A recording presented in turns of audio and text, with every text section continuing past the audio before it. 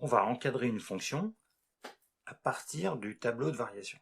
Donc j'ai ma fonction f, je connais son tableau de variation, et je voudrais donner un encadrement de cette fonction f sur un intervalle. Donc ici, ma fonction f est définie sur l'intervalle -1, 10, et je voudrais encadrer ma fonction sur cet intervalle même, -1, 10.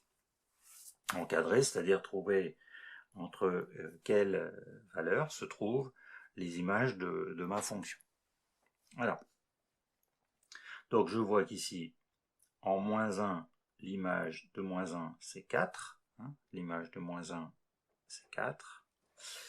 Et entre -1 et 2, hein, sur l'intervalle -1, 2, ma fonction est décroissante.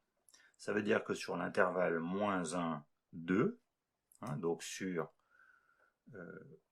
-1, 2, ben, ma fonction est comprise entre 4 et -1, donc entre -1 et 4. Hein. Ça veut dire que sur -1, 2, f de x appartient à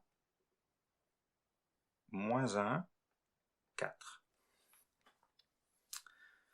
Sur 2, 6, hein, sur l'intervalle 2, 6, ben, ma fonction elle est croissante, donc la petite valeur ça sera -1, plus grande c'est 5, donc f de x appartient à -1, 5.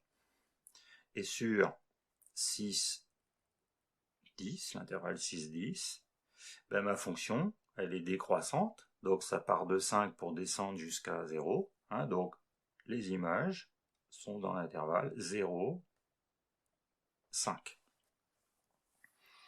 Et du coup, si je fais le bilan de tout ça, hein, c'est-à-dire que là je suis entre -1, 4, -1, 5, 0, 5. Hein, donc si je fais l'intersection de tous ces intervalles, je vais constater que ma fonction, elle est toujours, hein, les valeurs sont toujours entre -1 et 5. Hein, entre -1, je suis toujours entre -1 et 5. Donc,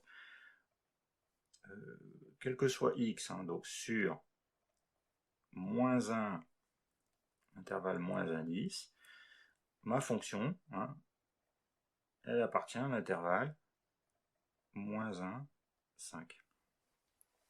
Et du coup, si je veux encadrer ma fonction, hein, donc si x appartient à -1, 10, alors ma fonction sera plus petite ou égale à 5, et elle sera plus grande ou égale à -1. Hein. Donc voilà, donc j'ai trouvé l'encadrement de ma fonction sur cet intervalle dont je connais le tableau de variation.